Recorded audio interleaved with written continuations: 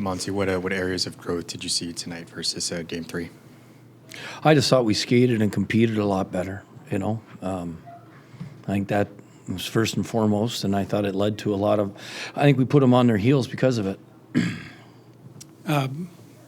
Craig just talked a lot about desperation. You talked about desperation after Game 3. Can you manufacture it, or does that get manufactured when you're down 1-0 and this series is 2-1, and that's what happens? I mean, the game manufactures a desperation for you.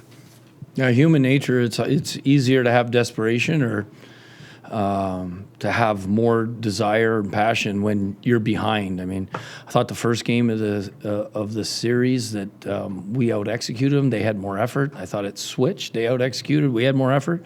And now we've had 2 games where, they were the better 5-on-5 team, and I thought tonight we switched it on them. What'd you make of the end of the second period there? What part? What do you mean? With Bennington, Ben, Bishop, all of that stuff. I don't think our goalie had anything to do with it. I thought they lost a little bit of their emotional control, but the third period they played well, so they regrouped well. They're a really good hockey team. Pretty much every area you said your team needed to be better in tonight, they were. You flip-flop the top lines, you get the spark you're looking for. I asked Tyler Seguin about that and about the trust that builds when you make a move to get a result and you get that result. He said that trust has been there all year. For you, at what point in the season did you feel that, you laid out a game plan and they just wholeheartedly bought into it? Yeah, I guess we started to see the building blocks of consistency in February. The switching the lines and them rolling with it, I had given them advance warning that I like to switch lines, and the players were really good at it. I'd never once all year, I did it in October, never heard a player complain. They all rolled with it, and now, because we've done it all year, they easily just assimilate with whoever they're playing with. Coach, you seem to do a better job of, in the playoffs every year people talk about getting traffic in front of the net. You seem to do a better job. You were around the blue paint, and it seemed to rattle their rookie goalie a little bit. Do you think that can be a path to success? Well, I think us getting better throughout the series and winning the battle of the net front, we didn't win it twice in the first 3 games, and now tonight I think we won it. So it's got to be an area of focus that we continue to get better at. What's it like for you with the speed that Rope and Radulov can play with? We saw it on the 1 goal, but in general, it seems both attacking the zone and once they're in there, just playing off each other like that. Yeah, Hintz's speed is at another level, right? It puts everybody on their heels, and I think it brings our fans out of their seats. But I thought everybody skated tonight. That's the best I've seen Tyler Seguin skate all year. He drove wide on Pietrangelo, took it to the net, and then, it was everyone. Dickinson, Afaxa was a huge force tonight, along with Como and Cogliano, and the Dowling line has been really good. So everybody was skating. We were on our toes tonight. We were going. We were competing. We were fighting. What have you seen with that second power play unit? Just they've continued to generate chances and just really they scored again tonight, but they've been really pushing for you.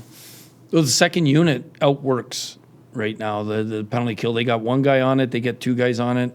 Where they're creating extra offensive zone time because of their work ethic on retrievals.